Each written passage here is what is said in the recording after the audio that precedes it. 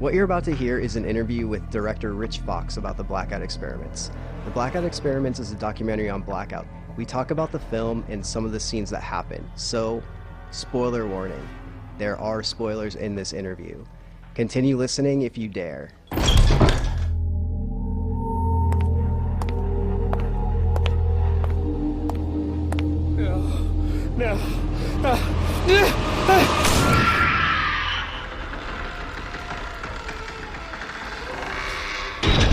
Welcome to the My Haunt Life podcast. Hello and welcome to episode 14 of the My Haunt Life podcast. This is Russell. And this is Mike. Welcome to a very special episode of the My Haunt Life podcast. Today we actually have a guest. Who is that guest, Russell? Mike, that guest is actually someone who has played a role for the last few years in my life. He is become a friend. He's a very talented filmmaker. He's a very talented editor. He is also the director of The Blackout Experiments, which is a documentary opening on July 22nd. Will be in limited release in, I believe, 11 cities across the country and available on video on demand on the same day. If you've listened to podcast episodes from us before, you know that Mike and I both have an extreme affection for Blackout. It is a horror immersive theater piece which tests you sometimes physically, always psychologically. It's dark, it's creepy, and it's a lot of fun if you're willing to play. The Blackout Experiments is a documentary which Rich Fox directed, and he is with us to talk about some of the details of the documentary today. Rich, thank you so much for being here, and this is awesome. Thank you. Good to be here, you guys. I was just thinking on the way over, it's sort of a fun thing to have the tables turned. I've been interviewing Russell for a couple years, and now the questions get directed towards me, so fair is fair. Yes. So, Russell, do you want to take your first revenge shot? Why, Rich? No, actually, I think it would be interesting. Rich, I know your background. And as I said, you are a filmmaker and you are an editor. This is not your first documentary. Correct. Tell us a little bit about Tribute.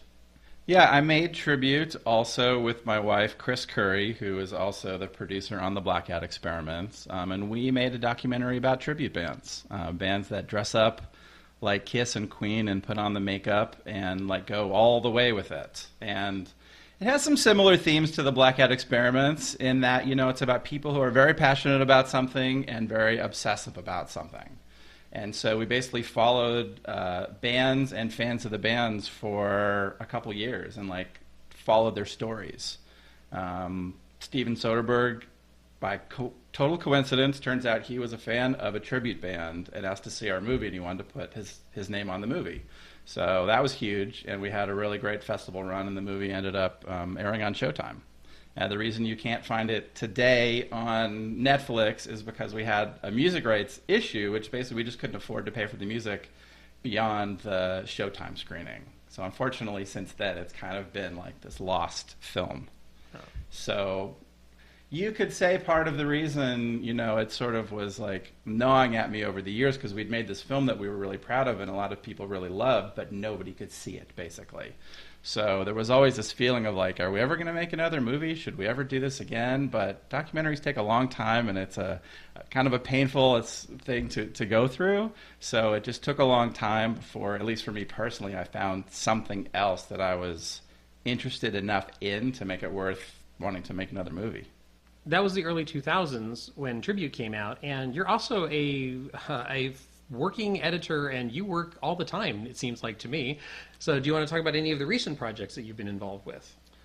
Sure. I've done some documentaries over the last couple of years that have been pretty exciting. There's one, A Band Called Death, that I'm particularly proud of, about these three African-American brothers in Detroit who made this amazing album, and it became kind of a cult classic. And then I also work on scripted television shows. I worked on both seasons of Aquarius, which is on NBC, starring David Duchovny. He plays a cop in the 60s who's kind of chasing after Charles Manson, and it's kind of a big story about the decade and the time period. So that's been a lot of fun to work on. For those of us who enjoyed the first season of Aquarius, season 2 is available now, correct? Season 2 is available now. I think you can stream on NBC.com if you've missed some episodes. And I would like to throw out a high recommendation to anyone for A Band Called Death. I want to congratulate you on that. That is such an awesome documentary. utterly fascinating. Thanks. I appreciate that. It's probably like when people ask me what have you edited that you're most proud of, it's probably that movie. There was just something about that story that I just connected to so deeply. You know, I had made a documentary about tribute bands, so the idea about musicians and their struggles was something that was already very familiar to me. But this was a story that, you know, it's hard to imagine that it's true. It's so larger than life, and it's so emotional. It has so many layers to it. Yeah, absolutely. So you went from music to Blackout. How did that happen? How did you hear about Blackout? All of those fun questions. Right. The way I got into Blackout is a little bit unique because basically what happened is my daughter and I started doing Halloween decorations. And every year it got more elaborate to the point where we were one of those crazy people you'd drive by and you'd go, oh my God, do they have any other hobbies? There's a lot of Halloween decorations outside their house. And it was like this bonding thing for us. So as she got older, it occurred to me, I wonder if it would be fun for her to go to a haunted house. I hadn't personally been to a haunted house in a while. So we did go to one that was kind of specifically for kids. And I went with a friend of mine who was terrified. I mean, he literally was so scared. And some light bulb went over my head. I found the whole thing, I was like, had so much fun. And all of a sudden I was so excited about haunted houses. And I thought, oh my God, why am I not going to more haunted houses? This is the greatest thing. So that one particular year I started to go to all these different haunted houses. And the thing about me is once I get on a topic, I just get very obsessive about it. Suddenly I need to know everything about this topic. So I was just spending a lot of time reading about haunted houses. And I didn't really know that there was a huge haunt community. I didn't know anything about it. So all of a sudden I was reading about haunts all over the country and people that had websites about haunts and societies about haunts. And this was all kind of new to me. So I was just reading everything I could and going to a lot of haunts. And one of the articles that I just inevitably came across was this article about extreme haunts. And of course I went, oh my God, what is that? And there was an article in the LA Weekly that basically highlighted these 3 extreme haunts that were in Los Angeles at the time. One of them was, I think, the first Blumhouse show, if I'm remembering that correctly. I did go to that one, and I remember thinking, you know, it was really cool. The production values were great, but it didn't really seem extreme in that way. As soon as I read about Blackout in this article, I could just tell there was something completely different about Blackout than anything else. And I went to their website, and it just had that immediate reaction of like, oh my God, this is scary. Like whatever this is, and I don't know what it is, I'm afraid of it. And I started reading about it. I didn't want to read too much because I started thinking, you know, maybe I want to go through this and I don't want to over-read about what happens, but I read just enough to know that this was a very intense experience. Somewhere in that time, I have to say, pretty early on, something in my mind triggered that old documentary filmmaker in me that I hadn't made a documentary film in a long time, but there was just something about this that almost right away, even before I went through Blackout, made me think, I wonder if there's like some kind of a film here. And then my next thought was, well, if this is something you're interested in, this is something you have to now go experience. And then I had the moment of terror of like, what does that mean to go experience this really scary thing that I don't know anything about other than it's terrifying? So it happened to be at the very end of a Halloween season when there were not very many tickets left, and I pretty much had to make a decision almost right away that I was just going to buy a ticket to Blackout. So my experience was not that much different than like the people in the movie when they describe that feeling of buying a ticket and then your next thought is, what have I just done? Why am I doing this? Who can I tell that I'm doing this? I was afraid to tell Chris because I'm like, I'm going to do this really sick and demented thing and I'm not quite sure why I'm doing it and I don't know what's going to happen to me. She said, well, do you think it's safe? And I said, I don't really know for sure. So the follow-up to that has to be, what was your reaction as a patron for the first time around? Right. It's a really good question. I mean, to me, the experience really started, it was like the whole day leading up to it. You know, it was the fear that they instill in you, the mystery of not knowing what it is obviously has such a big impact on your experience. And I remember just even that day leading up to it having almost like kind of an out-of-body experience, a lot of like really deep thoughts. And I remember thinking, I haven't even experienced this yet, and it's already causing me to like think about myself. So already I was like really fascinated by whatever they'd created was something really intense. And, it was interesting. I had a reaction to it that was not necessarily what I was expecting. I was expecting to be absolutely terrified. And in a way, what I learned about myself is it's probably very hard to scare me. I'm not sure that I was scared. I probably was disturbed at points. But what Blackout managed to do for me is almost take away part of my rational mind. I'm a very intellectual thinker, and as soon as I went in there, I found myself disconnected from my own thoughts. It became a very surreal and a very dreamlike experience. For me personally, that was fascinating that they were able to do that. I remember walking into the lobby, and it was filled with static, with white noise. I couldn't hear myself think. And that was also very appealing to me because I'm very big on sound, and the fact that they were doing something so experimental, something to fuck with my brain and my psyche before I even got into the experience, I realized they were doing something very challenging. The other thing that really struck me about the experience was how extreme it was in terms of the subject matter. I mean, I don't think I had fully prepared myself for the fact that this was going to be about torture, this was going to be about rape, this was going to be about sexual issues that are really designed not to titillate you, but to make you disturbed and to make you feel creepy and to almost make you feel bad about yourself and to question if you are a bad person, all these interesting things. So I remember walking out of Blackout. I mean, it took me a long time to process it because there's so many thoughts going through your mind. I mean, I remember I tried to write everything down because I thought I'm never going to remember what just happened. It's all a blur. It seems like I just dreamed it, basically.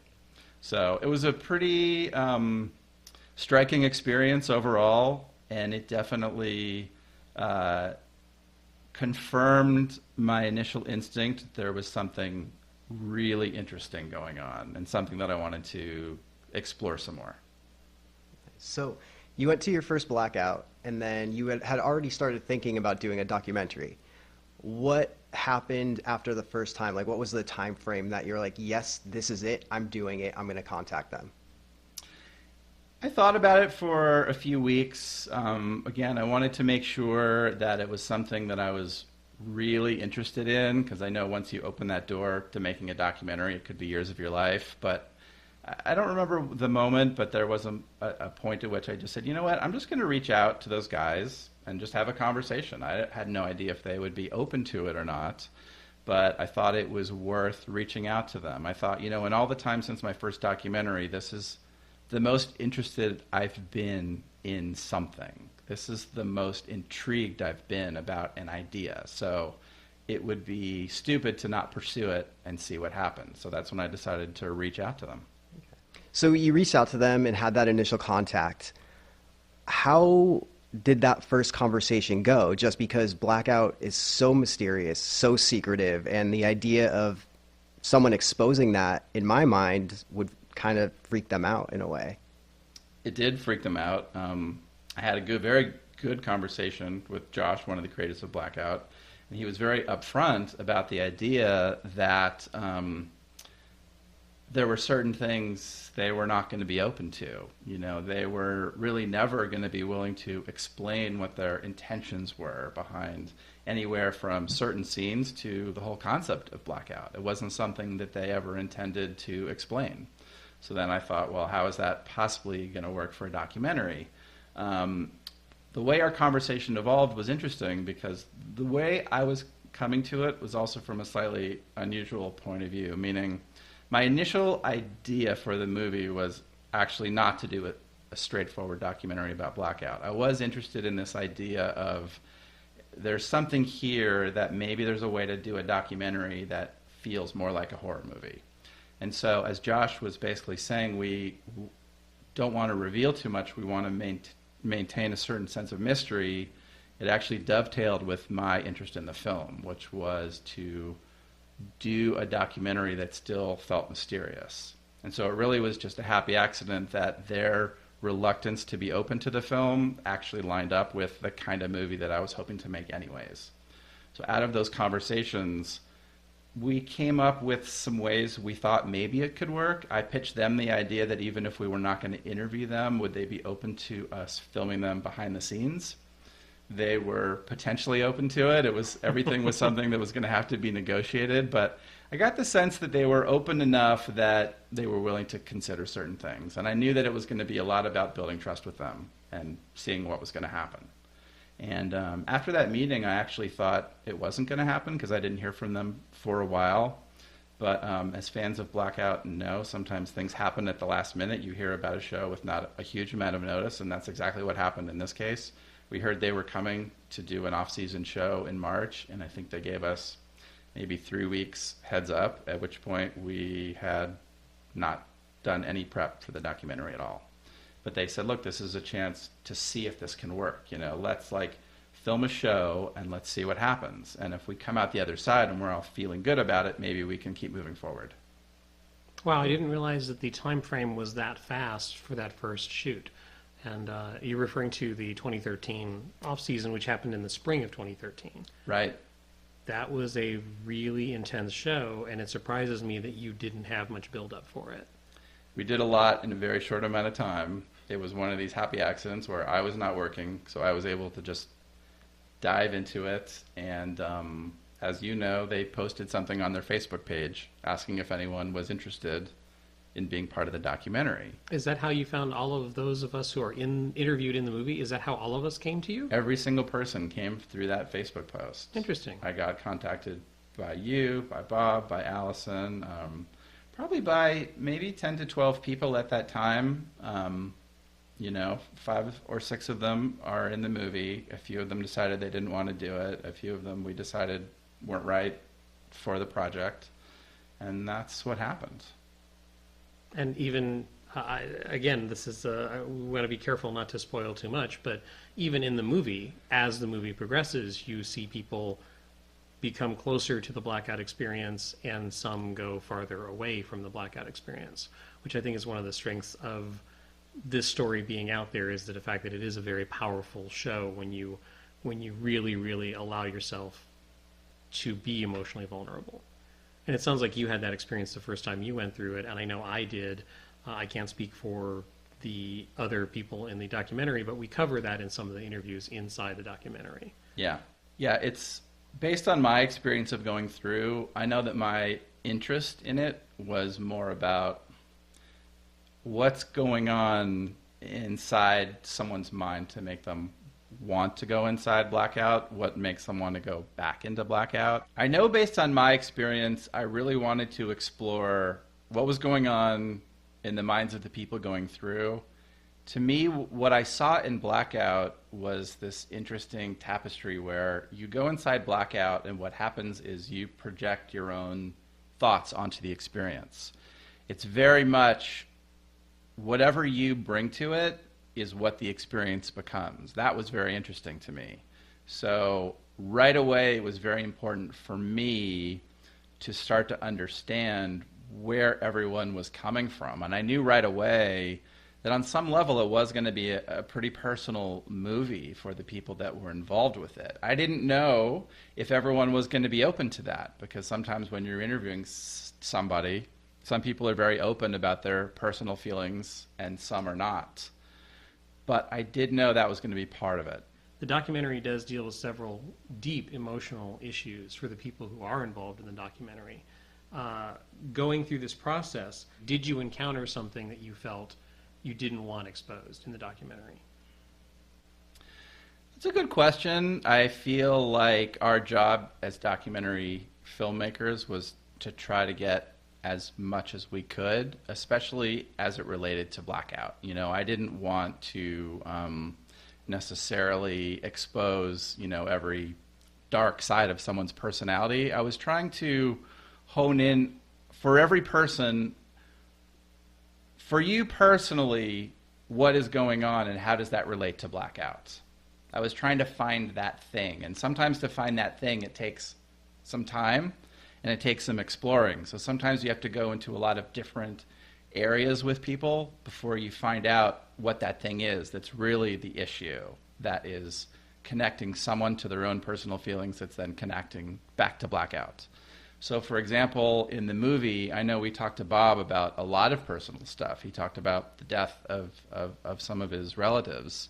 And at first, I thought that was actually maybe deeply connected to what was going on with him, because he talked about his fear of death a lot, and I thought that was interesting. The fact that he was afraid of death, and is that what he was going to explore within Blackout, kind of confronting his mortality in a way. Ultimately, it became not about that. I think he, as someone with OCD, I really do think that is more what he was dealing with within Blackout. To him, it turned out to not be an emotional experience, but more of an intellectual experience, and things within the way that his brain worked that he was working out. So that's a long way of saying that for every person that we interviewed in the movie, we ended up exploring a lot of areas. But ultimately, I think for every person, it kind of ended up being a core issue. Well, it's interesting. Something that has been said, just a brief mention, I traveled to the Sundance Film Festival where the film premiered with you, and we did question and answer sessions at each of the screening, and that was a common question, was about what each of us do reveal, because I think in the editing process of the documentary, we do break down into each of us have certain core issues that you just made reference to. And Bob is very open about the OCD thing. You know, Allison, Abel, and myself in particular, I think, are very open about the demon we're poking, I guess is the way that I would choose to put it. As we were exploring that as a filmmaker, during the process of making the documentary, we were playing with fire, obviously, for emotional reasons. I don't want to speak for anyone other than myself, but you know that I reached almost a breaking point at one point during the process where I really didn't want to continue. You know, as the filmmaker, watching that, what was it like watching the people that you were interviewing and you were making a film about go through some of that stuff? Such a good question, because I think I've told you that for me personally, the hardest thing about making a documentary is that you get to know the people that you're interviewing and filming over the course of a very long stretch of time. You become friends with these people and you get to know them. So there's always this conflict in a way of you as someone that knows these people and are friends with them, and that also you as a filmmaker who on some level needs to stay objective, and your priority needs to be the film and what's best for the movie. That's always a conflict, I think, as a documentary filmmaker that's particularly hard for me. And in the case that you're representing, I know that, you know, as time went on, you know, and you became extremely into Blackout, you know, there was a point at which that became a very negative thing for you. Yes. And there was a point that I was genuinely worried for you as a friend. Like, we were talking often off camera about Blackout, and I could tell that it was very difficult for you emotionally, what you were going through. So to answer your question, I mean, that was actually very hard for me. Because on the one hand, the dark side of what Blackout does to people is part of the movie. And in a way, it's something that needed to be explored, because I do feel that Blackout has a lot of artistic qualities, and I think that people can gain a lot from going into Blackout, but at the same time, I really do see that it can also be very negative for people, especially if you're going into the experience potentially emotionally vulnerable to it. I think it can be harmful, and I did want the movie to hit on both sides of that. So it was something that I wanted to capture as part of the film.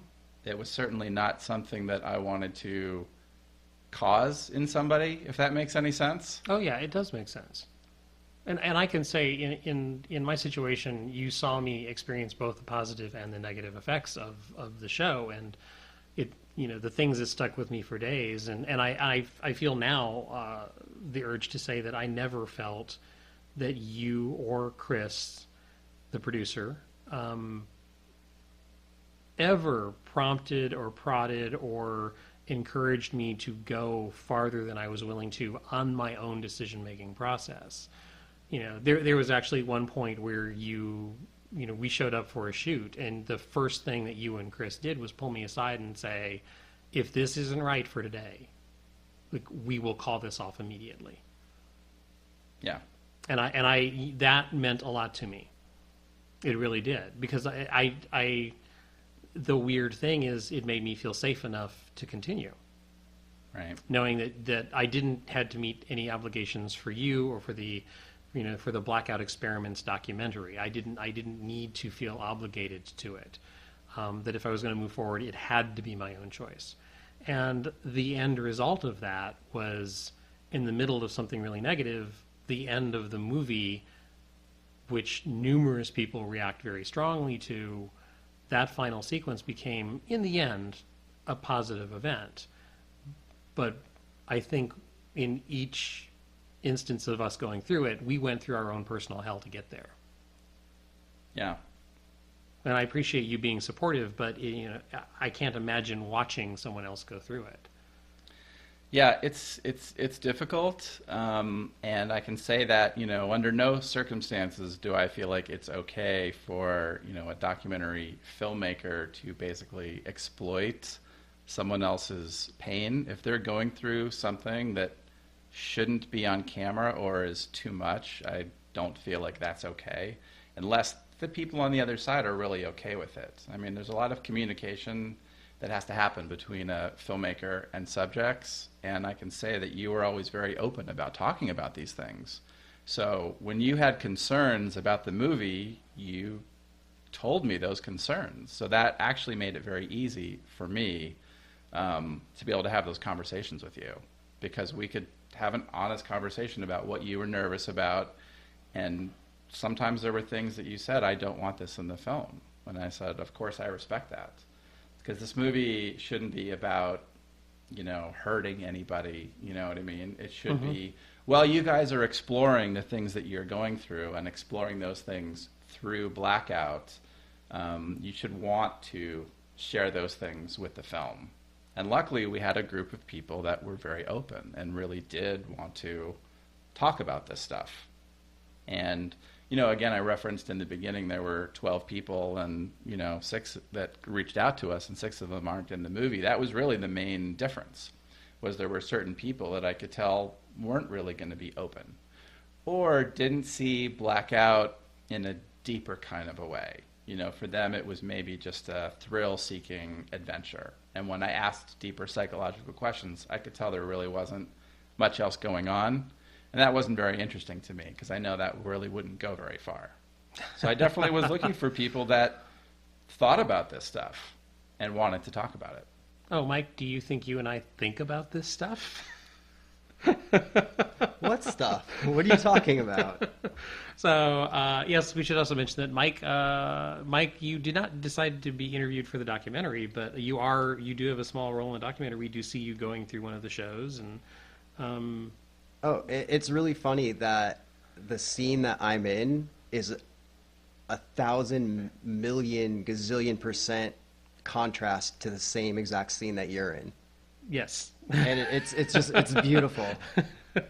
So during the documentary, you see Mike and I go basically through the same Blackout scene, and we have almost polar opposite emotional reactions to it. Yes, I had my derp face.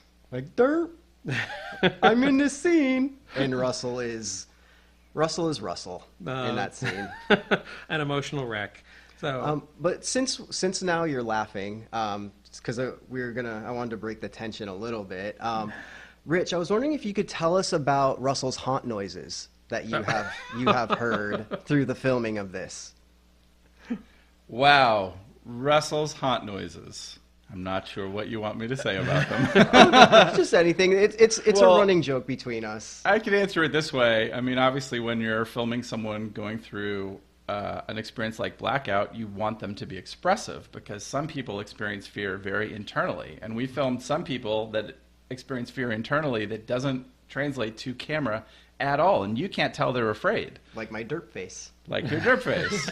In Russell's case, he's pretty much the opposite. Yeah. When he is scared, you will know, and he's very vocal about it. So obviously that's very good for the movie, because you know when Russell is scared in Blackout. yes. Or in general. Yeah, in general, really. So, yeah, we've joked about that in the past, and I think in one of the last podcasts I made the reference, because I'm all over the trailer. My scream is all over the trailer. And to me, one of the sounds that I make, it sounds like Kermit the Frog being strangled to death, is the way I put it. It literally sounds like Kermit the Frog dying a very horrible, painful death. So, going back to something that you just touched on, Rich, one of the reasons that I was able to be very, very emotional is I trusted you. I trusted Chris. The director of photography for the film is Mike Pepin, and who did a wonderful job. And also, he is a key element, I think, to the success of the film itself, because he's part of the reason I feel I felt safe. He was never... How do I put this as a cameraman? Because I have worked on film sets, and I'm an editor as well. So he was never technical. He was always there to be an emotional support. He never felt like he was intruding on our space.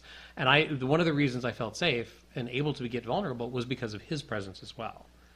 And I think he just did a wonderful job in photographing the film. Yeah.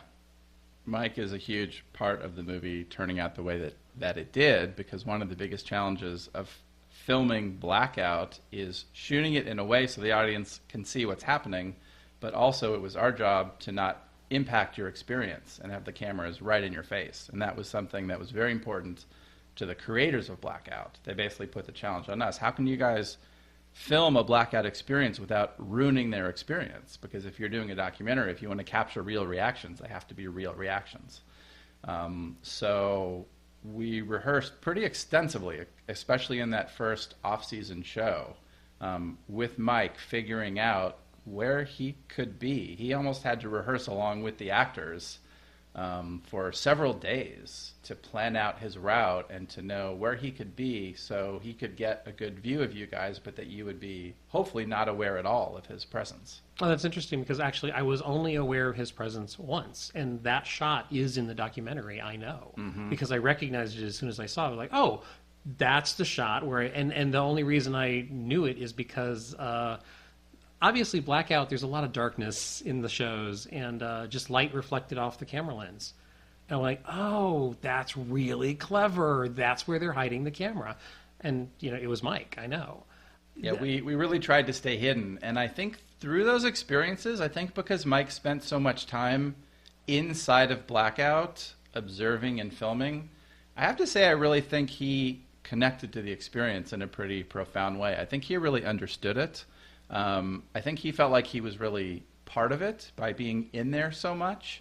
So I think that translated over into your interactions with him at other times. I think he was very sensitive to a lot of issues about Blackout. Oh, absolutely. He really understood how traumatic it could be because he was inside of it for so long. And we mentioned a little earlier that I actually, there was a point near the end of the documentary where I was starting to feel very negative, and right during the climax of the movie, he was one of the reasons that I felt safe enough to continue. Is just knowing that he was there, and I thank him for that. GoPros were also used during the filming of the documentary. I mean, the GoPros just connect to that idea of like, how are we going to shoot this film and have you guys not be aware that we're there? And that was just one of the tools that we had at our disposal. I think it might have actually been Josh's idea to put the GoPro on his head for the sequence where you're chased down the hallway and ultimately the tattoo gun comes out. Right. And as soon as he said that, I went, oh my God, that's amazing, because there's nothing we can do to be in that scene and get a good shot from our camera person, but from the point of view of the actor chasing you down the hallway and putting a tattoo gun against your neck, that's pretty compelling. So we ended up using that technique a lot, of having the actors wear the GoPros on them. It's very effective. It does give you very much a feeling of what it's like to be inside those moments. It's interesting that you talked about the trust issue of, because you and I have become friends. I think you've become friends with the other interviewees as well. How did you feel? Because it does come up in the documentary, and I never bought into this. How did you feel about the people you were interviewing not trusting you?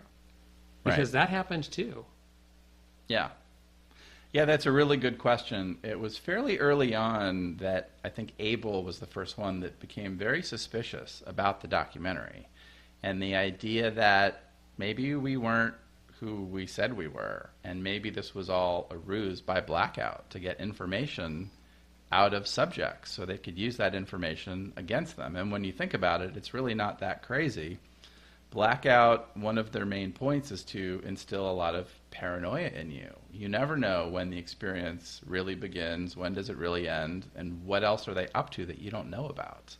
So it made sense that he was having these thoughts and wondering if there was some kind of conspiracy going on in a way. It was certainly uncomfortable for me because it was something that I obviously wanted him to trust me and not think that I was in on something or ever lying to him. At the same time, what he was experiencing was very interesting. And again, I felt like it was part of the bigger experience of Blackout, that he had those thoughts. And so, in a way, I also wanted to capture that as part of the movie. And also, I think when people see the documentary, I think they will realize that that truly is part of Abel's Blackout experience, is that feeling. And there's a wonderful interview in the documentary with him about it, where he's laughing, but you can tell underneath the laughter there's this feeling of, I'm not exactly sure. I'm not exactly sure. And I think it's really a fascinating moment to watch on film. Right. And I will say it was interesting as the experience evolved. Obviously, we collaborated with Blackout on certain things. And at a certain point, even as the objective filmmaker, there is a weird level that you do start to feel a part of it. You know, we were in on certain things that they were doing. We obviously had to know what they were going to do to certain people. So there were obviously circumstances where we might know something that we couldn't always share. So it did become complicated in that way. And therefore, when Abel would potentially accuse me of being in on it or part of Blackout, he wasn't literally correct, but there was always some kind of truth mixed in there that was part of it. I mean, one of the most uncomfortable things for us is, for example, this would be a bit of a spoiler, and you can decide how you want to handle that, but for the final home invasion show, we actually didn't know what Blackout was going to do at the end of the show, but once they did it to one person, we had to think that it was potentially going to happen to more than one person. And we knew that it was a very emotionally upsetting thing, and it was a very hard thing for us to have that information and really not be able to share it. Right. So that's extremely uncomfortable. And that was exactly when I was most negative and most doubtful about continuing with Blackout. Exactly. And because I trusted you, I made the decision to go forward, and it proved to be the most harrowing thing I've ever done with them. It was horrifying. And, you know, I think you caught that effectively on film. But it was rough, and it was because of my trust in the filmmaking team that I was able to continue, because I was having doubts about it, and I seriously considered not going through with that show. Yeah, it was rough. It was one of the experiences that when I started this, it never really occurred to me that Blackout would necessarily go that far. You know, I had experienced Blackout a couple times. I knew what they did. I knew how intense it could be. But frankly, the idea of them coming into people's homes, I mean, that idea even now is terrifying to me. And once that idea was even presented to me as something that they were doing, I was, you know, fairly horrified by the concept. I mean, that really is crossing a line into very personal space. So obviously for you, that was a big issue with trust between you and them. And I think everyone that went through that experience had a lot of emotions about it, understandably. I think after that experience, I know that's when Bob was the most upset, and I think that's when he had a lot of questions about the documentary and wondering, what did we know? You know, how much did we plan? Were we in on it? He was extremely paranoid, I would say, for a while after that show, genuinely feeling like the experience wasn't even over after that night, and were people listening to his phone conversations, spying on his emails, and all that's in the movie, and all that's real. I mean, he really believed that stuff. And he and I talked about it.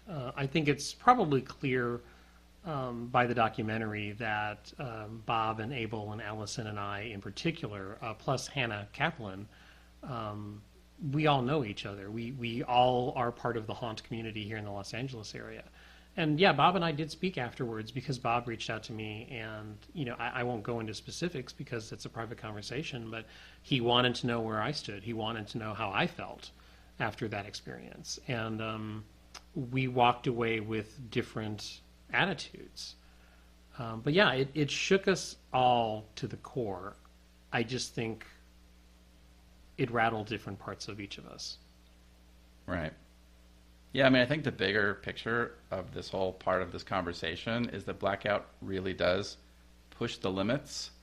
And you can think, okay, it's a scary show, they're fucking with people. But it goes potentially to a much darker place than that, and a much more extreme place than that. And some of it's really challenging stuff, and some of it I have very mixed feelings about certain things that they do. So there's two sides to that. You can say that's amazing that they're willing to go that far. That's what's so interesting about it. Maybe they need to go that far to really challenge people. Maybe now that people are sort of used to what Blackout is within a Blackout show, they had to take it to that next level to really challenge people and push them to their limits. However people feel about that, whether they think that's cool or not cool, that's kind of what's interesting about talking about it. And that's certainly what we were dealing with as we were filming, especially the end of the movie. Mm-hmm. Was a lot of pretty real and scary stuff. It's hard. I'd like to ask a question of Mike, because Mike has seen the documentary. If you don't mind me asking, Mike, what did you think watching, because we are friends, what did you think watching me go through it and watching Bob go through it? And Well, it's interesting because when I first saw the trailers, you only see maybe like a couple seconds of a certain scene. And I told you, I said it on the podcast before, but it's like, that was terrifying seeing that because I didn't know what was happening. But seeing the full version of it, knowing you, I mean, you're one of my best friends. We do this. We go to haunts. We make fun of each other. I make fun of your haunt noises. Seeing you and hearing you, and it became an unintentional comedy to me, only because I know exactly what you're thinking. I've been in those same situations with you. Well, not those same ones, but similar situations. And like Rich was talking about the final bedroom scene, and when you appear and you're just like, oh fuck, and I had tears in my eyes from laughing so hard. And it's not laughing at what's going on because I know how emotional it is for you, but I'm laughing because it's Russell and I know exactly what you're thinking. Well, some of what I'm thinking. Yeah. It's like, I have some mystery. Oh yeah, 90% now. Yeah.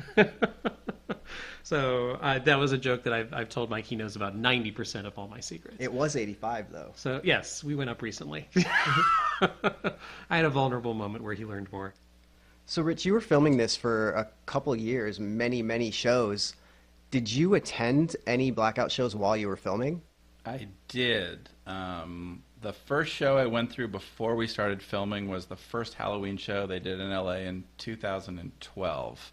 I did not go through the 2013 off-season because we were so focused on shooting it. The next time I went through a show was Elements. And the reason that I went through that show, I started to realize that I wanted to stay connected to the experience. I really wanted to, as I was putting the movie together, remember what it felt like to be in there.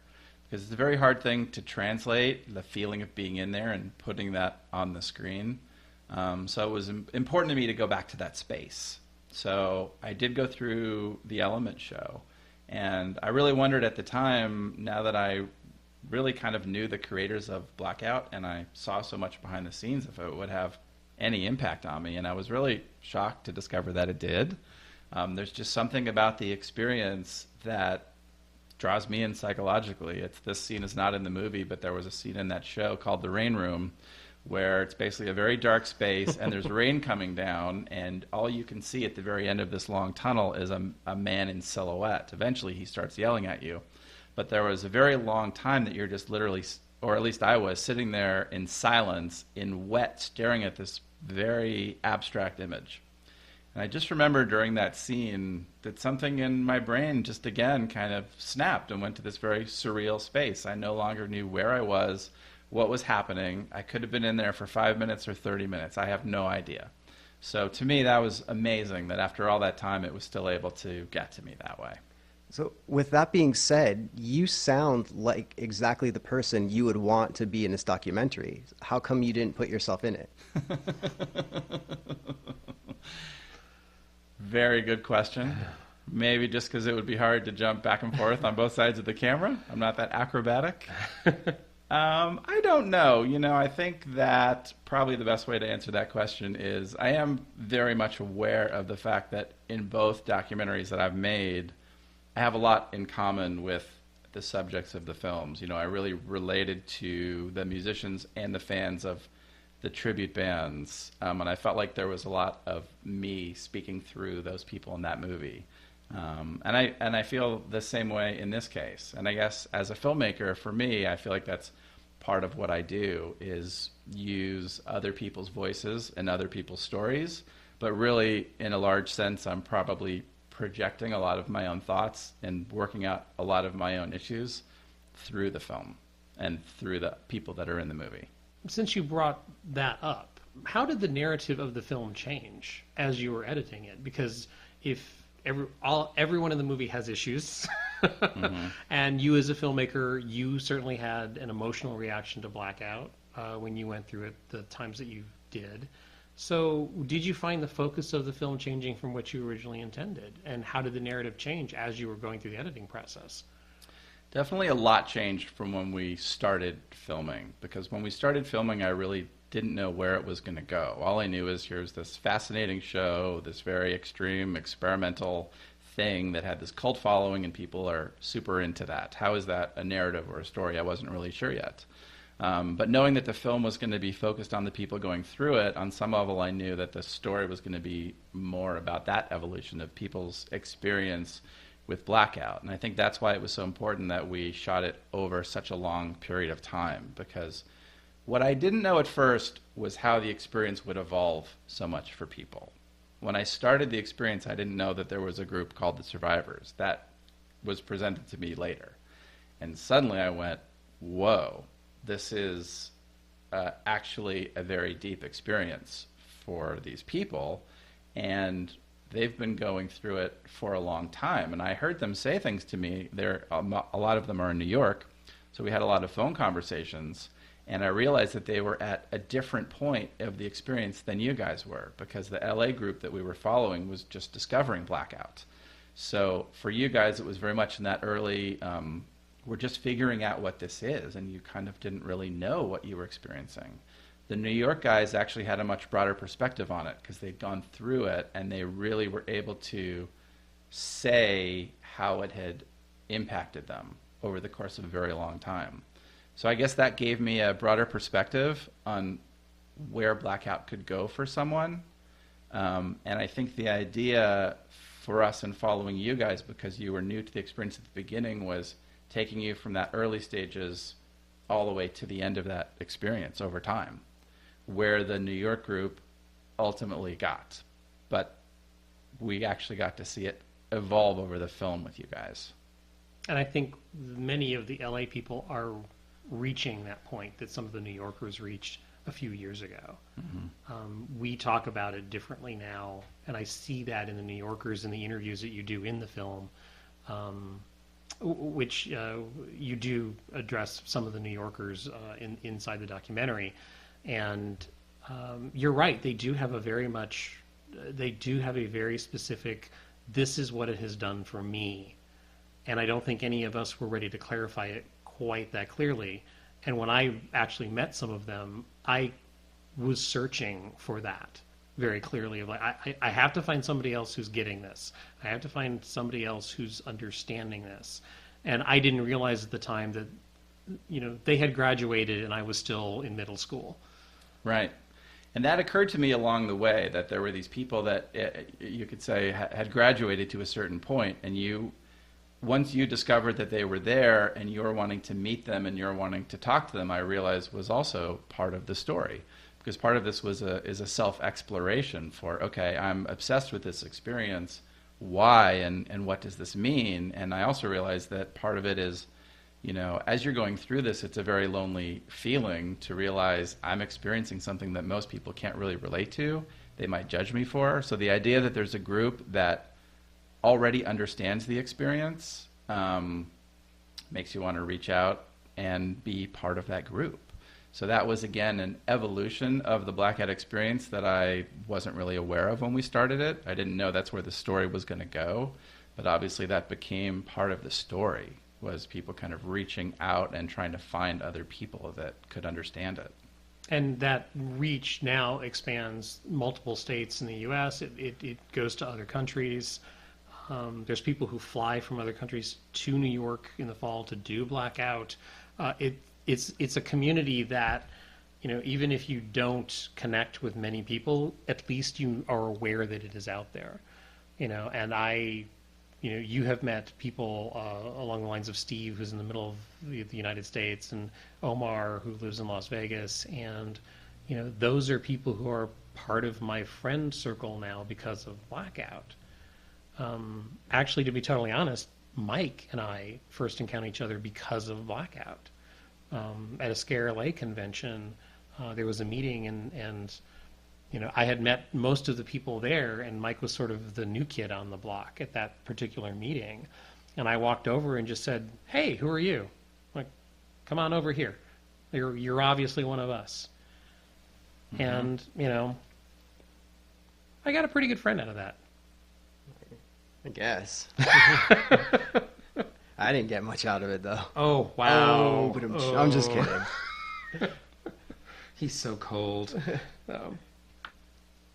Speaking of community, we've mentioned most of the people in the film. There's one person who obviously Blackout didn't quite work for.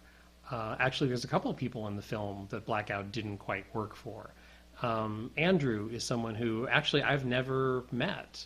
And, it's clear that he was dabbling in something that was utterly fascinating to him, and yet, he chose a different path. So, it's interesting that when you talk about the New Yorkers who are where they are, and over the last couple of years, we've been exploring this ourselves, like, there are people who this just isn't a good fit for. A couple of my very close friends have gone through, and once is enough, and they never ever want to go back. And you were talking about judgment. Yeah, they judge me. So the judgment thing is real. They just don't understand it. It's a really good question to ask. Like, one person could have this experience and say, absolutely no, this does not do, not only does it not do anything for me, but it offends me, basically. I think that's how Andrew felt. I mean, when they threw him out on the street at the end of the show and his pants were in a bag, to him, that was literally mortifying. I think some people could have that exact same experience and go, okay, these guys are fucking geniuses because they just threw me out onto the street in my underwear. When does that ever happen to me in my life? And yeah, I'm embarrassed. And this is like really fucked up, but that's amazing that they did that. And so it's just two totally different reactions. Absolutely. And I think that's what's interesting about Blackout is the reactions are so extreme. I mean, some people hate it. Some people are so offended by it. Some people get so much out of it intellectually and emotionally. That's so interesting. And I find the reactions to the film are similar. Every reaction that you can imagine people have. Some people want something completely different from the film. Some people find the experience so offensive that anyone would do that, and other people say that doesn't even seem scary to me. So the reactions to the film are very much like the reactions to Blackout. It's all over the map. And it probably says a lot about people where they come down. and in regards to the movie and you guys, I mean, I think one thing that you guys always talked about, because I think sometimes we would ask, what is it about you guys? And you would often say, like, we are people that like to explore ourselves. We are open-minded people who are curious about ourselves. And it's appealing to us to be challenged. When we are put in an uncomfortable situation, the way we react to that is by asking a question about ourselves and wondering, why does that make me uncomfortable? To me, that's a really interesting reaction. And to me, that's a very positive trait, actually, in all you guys, because it makes you very curious about yourselves and the world. I would say most people are probably not like that. If you're in an uncomfortable situation, you want it to stop, and you don't want to deal with it. I think that's a very valid observation. And to support that, as we talk amongst ourselves, and even on this podcast, Mike and I look at things very differently, and that's part of the group when we talk about Blackout. We all walk away with very different things, and one of the things that really affects me are the more quiet sequences. Like, they terrify me. And so when you go into the more physical extreme stuff, which does happen sometimes inside the Blackout off seasons, like, I literally become mental popcorn. It's very rough for me to take, but I'm learning from it as I go through it. And as I unpack that stuff later and go, oh, that's interesting, this came up, that came up, why do I feel the way I do? But yeah, each one of us that I've ever talked to walks away with something completely different from the shows. One thing the documentary, in my opinion, very successfully does is evoke the feel of a Blackout show. And look, I'm looking at this from an editor's perspective as well as someone who goes through Blackout. I know that the sound design and the score and the sound effects choices that were made in the making of the documentary are very key to evoking the mood. Like, how did you approach that? It's a good question because it goes back to the idea that having a personal experience within Blackout is very hard to represent. Someone watching that same experience is completely different. So you have certain tools at your disposal, and obviously sound is one of the biggest tools that you have as a filmmaker to evoke that. And I know for me that's something that I really responded to in Blackout. Like I said earlier, when I went into that initial room and the static was playing, it really had a big impact on making me feel very uncomfortable. So I wanted to approach the sound design that same way and try to make the audience basically feel discomfort from the sound. Not have it be pleasant and not have it be a traditional horror movie type of a sound, but to be more harsh, more static oriented, and more experimental. So that was always part of the idea between the score and the sound design. It really does capture the mood. Took a long time to get to, but obviously it's very important because one of the things I really wanted the movie to feel, because again, it was not going to be a behind the scenes reveal of everything about Blackout. I wanted the audience to go on the journey and to experience what that was like, to dread going to Blackout, to wake up the next morning and wonder what the hell just happened and why do I feel the way I feel, and those feelings of paranoia. I wanted the audience to go on that same journey. So it was important to me to bring the mood of Blackout essentially into the film and have it be part of the film versus a more objective point of view, if that makes sense. Mm-hmm. It does make sense, especially since you have gone through Blackout as a patron. That was what struck me, is I felt it was being partially designed by someone who knew the inside of it rather than just watching it from the outside. Right. It's not a traditional score in any way. Right. And, as I was putting the film together, I think I wanted to play with the idea of making the audience wonder at times, maybe this is from the point of view of Blackout. Maybe Blackout really is making this film to play into the idea of the paranoia that people in the movie feel, and to make the audience question those same things, to make them wonder, who are the filmmakers behind this and what is the point of view of the movie? We're not sure. So bringing the mood of Blackout forward into the movie, I think, helped do that a little bit. Yeah, there's, I can say, having gone through the shows, there's specific things that evoke very specific memories for me. There's sort of a plastic wrap sound that is very specific to one particular incident. I know that sound. It's an extremely intense moment, and the documentary shows that. A couple of us going through it. Water is another one that the sound It evokes very specific memories for me. Some of the voices that you hear. Yeah, we got very lucky with our composer and our sound designer. They really embraced the whole design and aesthetic of the movie.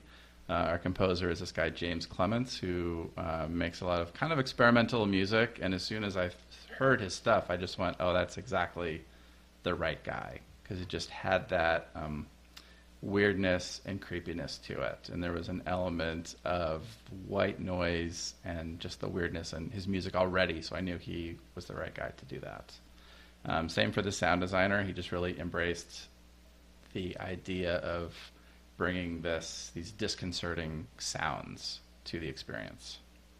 And those guys asked me a lot of questions. I mean, they didn't ever go through Blackout, so they spent a lot of time talking to me about what's the experience like, what do you hear when you're in there, what is the sound design within Blackout. And luckily, I had some of Blackout's sound design, some of which is incorporated into the film. We are using some of the Blackout sound design. And certainly that stuff inspired our sound designer to keep along the same theme. So you have a finished movie. It got accepted to Sundance. What was watching it with a crowd for the first time like?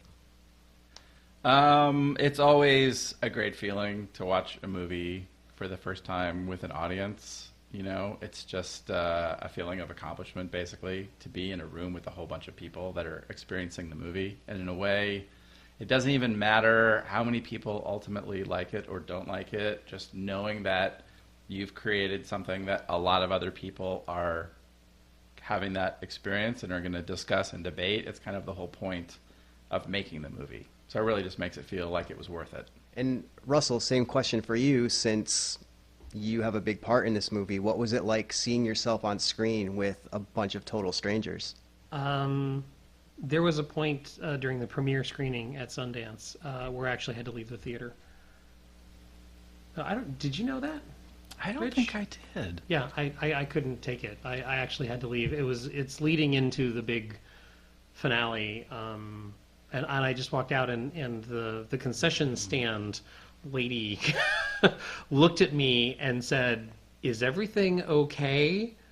And I just looked at her and went, "I'll be fine," you know. And I went to the restroom and I splashed cold water on my face, which Park City, Utah, in the middle of winter, when you turn on the cold tap, it's cold. Mm-hmm. And I went back into the theater and I was okay, but it was a bit overwhelming because I felt so vulnerable in the film.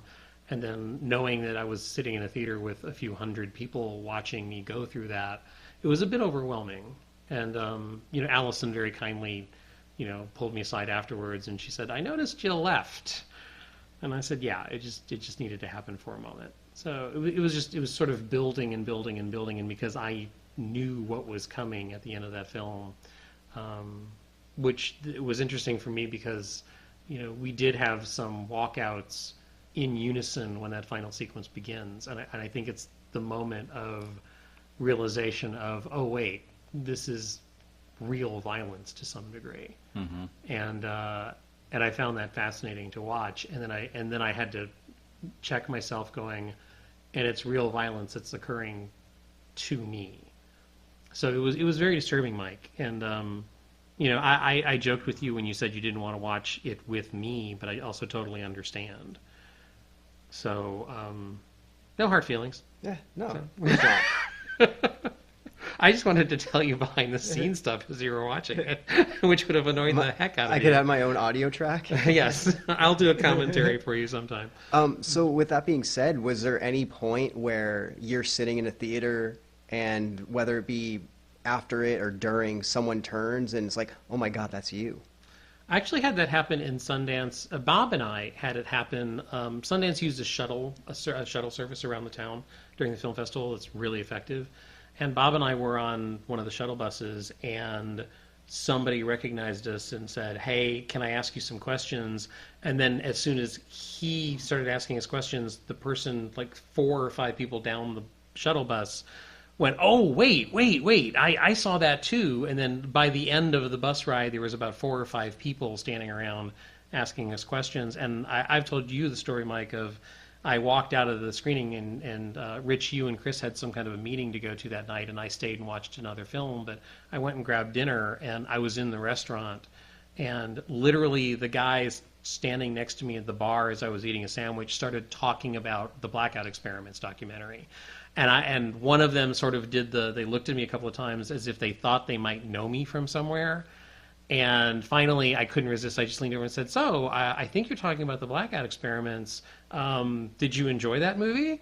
And the guy looked at me and went, "Oh, you're Russell." I said, "Yeah." And it was great because they had specific follow-up questions, and specifically about the movie of what was real and what wasn't real. And because they had a really hard time believing that everything that they saw was real. And I was able to explain to them some of the way that Mike Pepin shot the film and how they hid the cameras and the GoPros and everything that we've touched on in this conversation. Like, I was able to break it down and I went, oh my gosh, it really, like, all of that happened to you. And it's like, yes, it happened to all of us, to differing degrees, and we all had different reactions, but yes, this is a real thing. And all of them were like snowboarders and skiers and all that, and all of them went, no.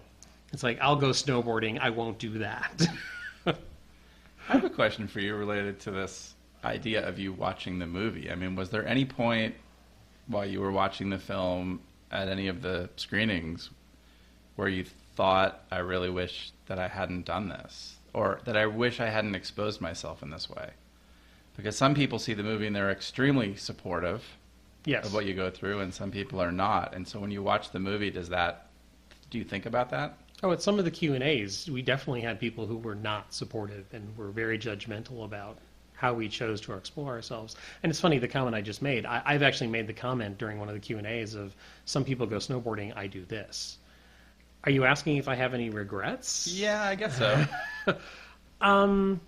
There was a point during the making of the documentary where I doubted every video diary I ever recorded, which some of those are in the film. I doubted every interview. I really wanted to take it all back. And it was during the negative time, which is touched on very lightly inside the film. You hear me make a statement about not wanting them around, but I agree in the film. It's like, I don't want this, but I'm moving forward, and I state that. During the making of the film, I felt that. Look, Blackout is about facing your fears and facing things in your life that make you awkward and uncomfortable. I hate myself on camera. And one of the reasons I said yes to you when you said, would I be interviewed, is because I knew it would make me uncomfortable. That was one of the first things I think I ever said to you and Chris. So, no, not really. And I have been judged. Like, Mike, we've talked about this a little bit, of the questions you get from people. And, who hurt you when you were young? Were you abused? Do you come from a broken home? Do you believe in God? Is this a sexual thing? Or is this a sexual thing? Or, like, what is your relationship with your parents? What is your relationship with church? Do you have any friends? Like, do your friends go through this? Like, like, have you been through therapy? Have you tried other? Like, I think Mike and I have gotten versions of all of those questions at some point. And, Mike and I have done more extreme stuff than Blackout offers. And you do get those questions. But no, there's some stuff in the film that I say which is no longer true. I will say that. I mean, I think, you've known me now for a couple of years, Rich. I think the person in the documentary is not exactly who I am now. I see myself as somewhat stronger and somewhat more confident in certain areas of my life. And I don't want to give away the ending of the film, but I make a statement near the end of the film that there's something that I wrestle with. I still wrestle with those issues. So no, I don't regret. I don't look back, and I don't want to take any of it back, even though it was very uncomfortable during the process. You've never asked me that before. I've probably been afraid to. Because if you said you regretted the experience, I know it would make me feel bad. At the same Oh time, wow! I didn't even. Wow! I'm sorry. That didn't even occur to me. no. It's something that's occasionally on my mind, but I've always had a gut feeling about it because one of the things that we really respect about all you guys in the movie is that you are willing to face these things, and that for you guys, it's an issue of finding something you're uncomfortable with and embracing it. And I've always gotten that sense from you that that's part of what's going on, even now that the film is finished. True. Is embracing this in a certain way. So I haven't really profoundly worried that you were living in a lot of regret about it. It's just something I was curious to ask you about. Interesting question. Yeah. No, I've and that's why I have fought to get myself to every film festival that I've fought to get myself to every screening, is because this is part of the process for me of watching how people react and the questions they ask afterwards. Mm-hmm. Just a little tangent Yeah. between Russell and I, our personal That's awesome. personal stuff. So Feel free to interview him now. Go for it. Hey, I've been there. We've done that already. That's what this is about. We're supposed to be turning the tables today. is there anything you've ever wanted to say about the film that hasn't come up in the Q&As or hasn't been addressed by someone who has seen it? It's a good question. I feel like we covered a lot of things today that have not come up in any other interviews.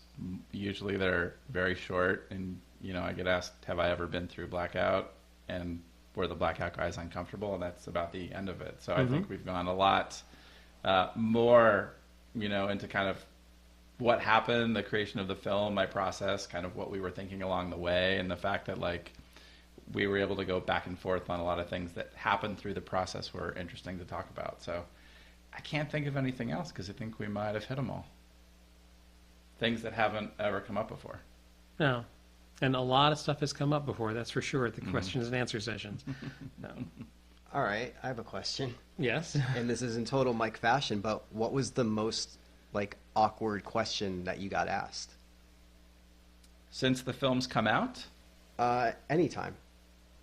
In my whole life? Well, about the movie at a Q&A. So yes, after the film's come out. The most awkward question. I guess the thing that's always difficult to sort of handle is when people don't believe that the movie's real, essentially. And I know that on some level I've contributed to that question because I've presented the movie in a way that's very mysterious. And so I can't blame someone for watching the movie and not completely understanding the point of view of the filmmakers. The question of is it real is built into the narrative of the film, so it's obviously part of it. At the same time, knowing that everything in the movie is real, and as Russell said, everything that happened in the film, none of those things are set up. There were no recreations. We didn't act out any scenes within Blackout. I mean, that's all completely real stuff. So I guess that's a difficult question for me to answer because I do want people to know that it's real. I do want people to understand that this is not a hoax movie. It's not a fake documentary. It's not the Blair Witch Project. I mean, we really shot this stuff, and it's all real issues, and it's all very personal stuff from the people that went through it. What about you, Russell? For me, I think the most awkward, the very final Sundance screening. At that Q&A, there was one very earnest woman who absolutely, she sat through the whole film and she was very eager to ask the question. But when, I looked at her and I said, what would you like to ask? She couldn't express it. And the way it came out was this really sort of plaintive, why?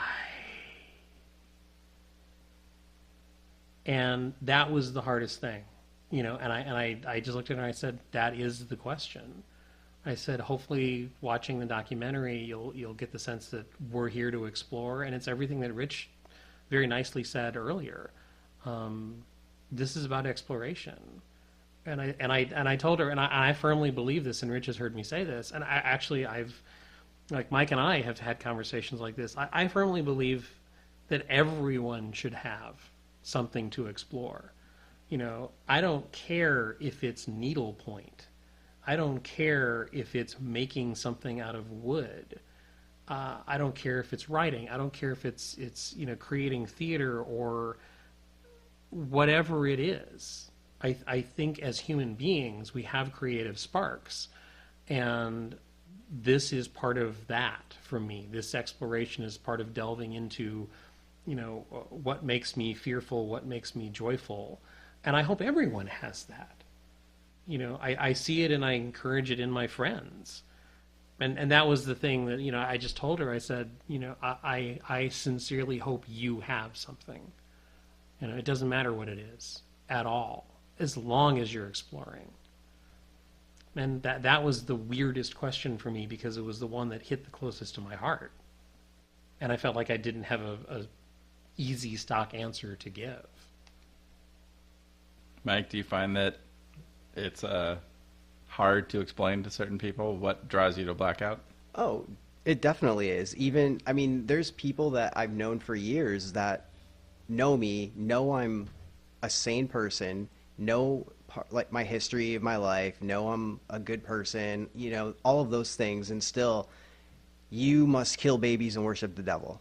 After I do that, it happened the other day when I sent a coworker the new trailer, who knows me exactly what I just explained. Is like, I don't understand you. You're on crack. Why would you even do that? It looks like torture porn. I'm like, it's not though. And then that's when we get the argument. You're going through denial, and it's just like, you don't get it. You just don't get it. Yeah, I've gotten the denial comment too. Like, like you're not facing something. Yeah. Yeah. Do you think that if those friends watched the movie, they would understand more the reasons behind it, or do you think they would even be more skeptical of you as a person? I think they would be more skeptical because it seems more like they already have a decision made. Like nothing will change their mind. I'm just a weirdo, and I think when it comes to people like that, no matter what you do, you're never going to change their minds about what they think. Yeah.